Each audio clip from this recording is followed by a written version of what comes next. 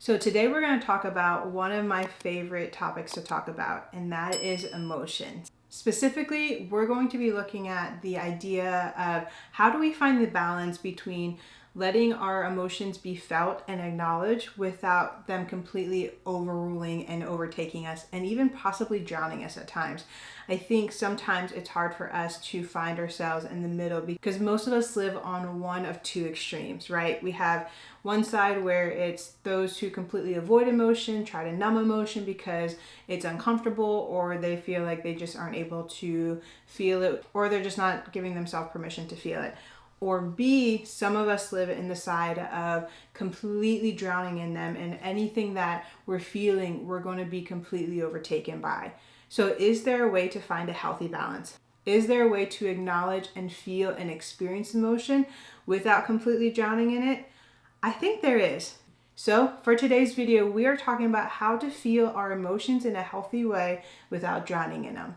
Let's dive in.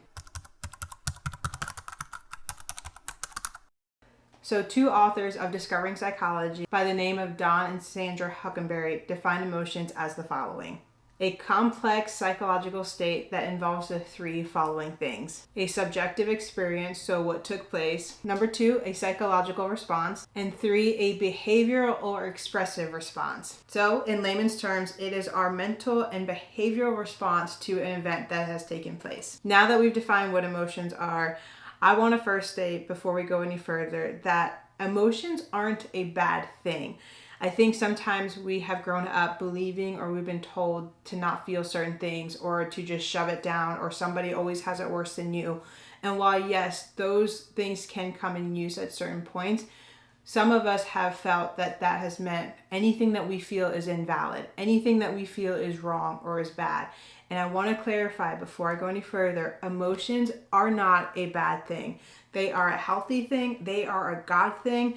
And I think sometimes too, it's important to know that even the heavier or the harder emotions to experience, those are still part of the human experience. I think most of us get into trouble when feeling our emotions, when it comes to how we respond in emotions, or I should better say, how we react in emotional situations. So for some of us, when we're angry, the anger isn't bad. You have the right to feel the anger for whatever the situation is. Where we find ourselves in trouble is when we may do something out of that anger that isn't the healthiest, whether that's something reckless or harming or just really mean to ourselves or to somebody else. As I mentioned before, most people live on two sides of the spectrum when it comes to feeling your emotions. A, avoidant, or B, drowning in them. I am going to be honest with you guys. I tend to struggle with the B. I struggle in being a feeler. I have always been a feeler. I used to be called sensitive a lot, and I always thought that that was a bad thing. But what I'm learning and what I'm continuing to learn about myself, but also for other people who may be labeled as sensitive, is sensitivity allows us to feel things that other people can't feel. And so it's not a bad thing at all. But again, as a feeler, I'm on the side where I struggle not drowning in my feelings or drowning in the feelings that other people are walking through. On the two sides of the spectrum, maybe more educational words to use would be apathy, so almost the inability to feel something, and empathy, almost feeling too much of something. And so those are words that you'll probably hear a lot too, where somebody's apathetic or somebody's empathetic. Those would describe perfectly the two sides of the spectrum. When it comes to the apathetic side, there are some people who actually do have a struggle in expressing emotion or feeling or even understanding emotion. And it's not because they're trying to avoid it, it's not because they're trying to numb it. But people who may be diagnosed with autism spectrum disorder, who may be on the spectrum, may come off more apathetic. And so I also do want to make that distinction as well. Not everybody who's on the side of not feeling is not because they're just avoiding, but some people neurologically have trouble understanding emotion. So I wanted to make sure that I do share that tidbit before moving on with this video. A practical example that I try to give people who have trouble feeling their emotion is the example of riding a wave at the ocean, right? Where sometimes, I don't know if you're surfing or boogie boarding or whatever the case may be, sometimes the wave that we're riding feels really scary, and so we start to fight and freak out. But when we fight the wave or when we freak out with the wave, it actually does more damage than good. but learning to ride the wave, it will always take us to shore. So how does that have anything to do with feeling our emotions or acknowledging our emotions? Well, think of the wave as your emotions. So let's say, for example, a wave of sadness just hits you. Sometimes when uncomfortable feelings come, like sadness, disappointment, even anger, we try to fight it, we try to ignore it, and we try to suppress it. So we're now fighting against the wave. So the wave is going, but we're here trying to fight it. But here's the thing, that wave is strong. Our emotions are strong. And the more that we fight, the more that we suppress, the more that we ignore, the harder it is going to be getting back to shore. Shore is middle ground. Let's think of shore as the medium between logic and emotion. So if we're constantly fighting the emotional wave, we're constantly getting further and further away from shore, which is middle ground, and we're also probably doing more damage to us, because eventually what will happen, the waves, the emotions that we were avoiding is now going to completely overtake us. But if we learn to ride that wave, if we learn to ride, yes, even the uncomfortable emotions like sadness or anger or frustration or disappointment, eventually we get back to shore, and we get back to shore a lot sooner. And again, that's for people who may struggle on the side of processing their emotions, who may struggle in the idea of I want to numb everything. I also think it's important to note when it comes to trying to numb your emotions, it's kind of like a faucet where if you turn off your emotions, you're turning off everything, meaning happiness and joy and all the good things as well as the bad. We can't just turn off bad without turning off good. Okay, now if you're on the other side of that spectrum of feeling your emotions like I am, and you tend to struggle in finding balance in feeling your emotions without completely drowning in your emotions. So you're riding that wave, but you're going back out to continue to ride the wave, or you're hoping that the wave is longer, or you're finding a way to make that wave longer. Then here are some things that may be helpful for you. This is something that I try to apply to my life and something that I've shared with others to try it, and hopefully it helps them find that middle ground of logic and emotion. Number one, I love music. Most feelers out there are creatives, and most creatives enjoy music. When it comes to music, or at least good music, there's something that tugs at your heart. There's something that makes you feel something, whether it's sadness or anger or joy, whatever the case may be. Make a playlist. For me, I have a sad girl playlist.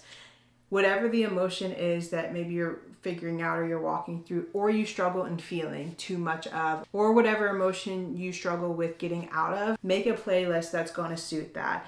And so again, for me, it's a sad girl playlist, and make that playlist maybe 15 to 20 minutes. And once that playlist is done, once that Spotify or Apple playlist is done that you've created, then you have to choose, I need to get up and go do something else. It's good to acknowledge and experience the emotion, but we can't drown in it, or we can't get lost in it. So whether it's cleaning your room, whether it's getting out of your room and going hanging out with people, whether it's calling somebody, FaceTiming somebody, but doing something outside of the emotion that you're feeling. But give yourself some time to feel it, because again, if we try to suppress it, eventually it will be really hard to ever get out of it.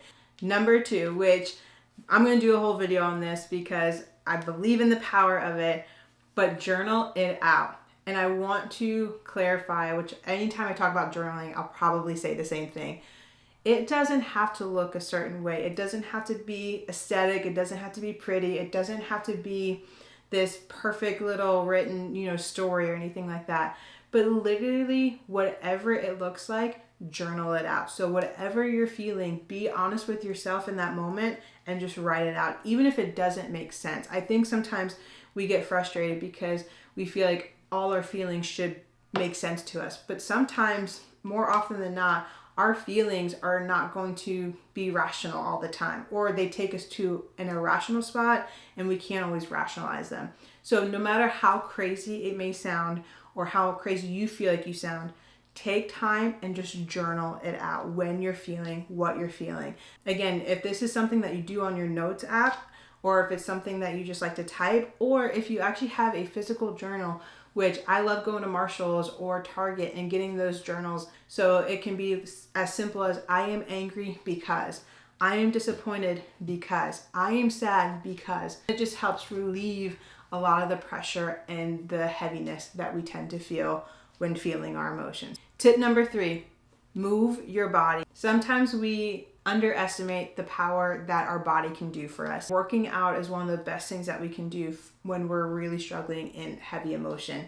whether that's lifting weights, whether that's going for a run, honestly, whether it's just going for a walk. Because yes, walks are great and they do the same thing, but it's something where you can move your body and move your body for at least 30 minutes. It releases the tension that your body's feeling, because what we don't realize sometimes is when we're feeling certain things, especially things like anger, our body literally starts to tense up.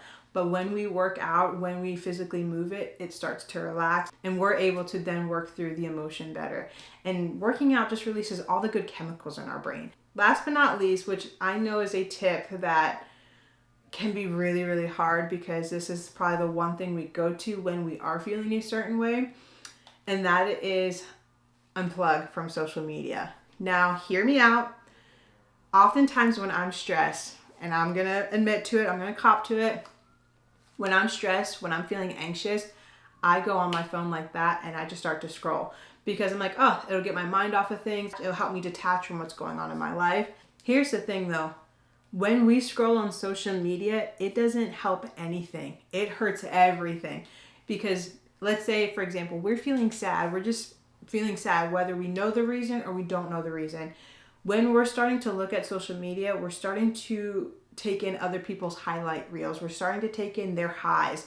And when we're feeling low and we're seeing somebody else's high, that's only going to push us lower. I promise you, taking a break from social media whenever you're in your feels really intensely, is that a word, intensely? Whenever you're in your feels in a very intense way, unplugging from social media is one of the best things that you can do for your heart and your head. Again, I know it's maybe some of our go-tos because it's like, this is nothing. I'm going to be able to scroll. Even if you're feeling stressed or anxious, that stress and anxiety is going to deepen the more we scroll. If you're feeling disappointed or discouraged because you're not hanging out with friends, all of a sudden your feed's going to be filled with your friends or other people hanging out with their friends, so you're going to start to feel worse. I promise you, take time away from social media when you start to feel the heaviness that you're feeling. And sometimes social media can actually be the cause of us being in our feelings. So it's important to be mindful of the power of social media. Last but not least, I want to talk a little bit about what does scripture say, or what does it look like to have faith and intense emotions. One of my favorite things about the Psalms, when reading the Psalms, is you can literally hear the emotions of David, right? You hear the highs, you hear the lows, you hear the confidence, you hear the doubt. And I think the beautiful thing about Psalms is I relate to it because I feel like that a lot. I feel the highs, I feel the lows, I feel the doubt, I feel the confidence. And one of my favorite verses in Psalms talks about how the Lord is close to the brokenhearted, Psalms 34:18. And I think sometimes we forget that even when we are people of faith and we are following, Jesus, there are still experiences and things that are going to cause us to feel things, whether again it's sadness or anger. Even looking at the life of Jesus, right, where he was also fully man, he felt things. He felt heaviness. He felt anger. He felt despair. He felt sadness. It even talks about how Jesus wept. And sometimes I think we feel like if we feel certain things, that means we're lacking certain faith. Or if we feel certain things, we just need to pray and it all goes away. I definitely think prayer is a huge part in feeling better. I definitely think prayer is a huge part in learning how to manage and understand emotion a lot better. I also think, though, too, emotions aren't a bad thing. I truly believe that emotions are a God thing. It's, again, figuring out that healthy balance of feeling your emotions and understanding that your emotions are going to lie to you sometimes. It's acknowledging your emotions while also understanding that your emotions can't dictate everything that you say or do. I often say to clients that our emotions are great indicators, but man, are they dangerous dictators. I truly believe no matter how far along in our faith journey we are, things are going to happen that are going to evoke certain emotions within us. And instead of feeling shame in the emotion, instead of feeling like we don't have the right to feel certain emotions because we just need to have faith and everything is good, we need to recognize it's typically what we do out of the emotion that tends to be the unhealthy thing and the wrong thing. But I even think when we get a healthy understanding of emotion, we can even use the emotion to create. We can use the emotion to push us forward. We can use the emotion and make it work for us instead of it overtaking us. I hope that this video was somewhat helpful to anybody out there who finds themselves on either side of the feeling spectrum, whether it's more apathetic or more empathetic. Again, I'm going to do another video strictly talking about what emotions are, where we talk about primary emotions, secondary emotions, all that good stuff. But today I wanted to simply focus on how to maybe feel emotion without drowning in emotion. And so I hope that this video helped you in understanding that a little bit better. If there's anything that I'm wanting you to take away from this video, let it be this: that your emotions aren't bad. Your emotions aren't evil. Your emotions aren't unhealthy. Your emotions are simply connecting you to your experience or to other people around you. It's learning how to use and utilize those emotions for good versus being overtaken and drowning in those emotions and being paralyzed by them. If you're interested in all things mental health, therapy, or faith, I would love for you to go ahead and hit the subscribe button and join this family. Be sure to tune in next week for more mental and emotional health tips, tricks, and information. Until next time, guys.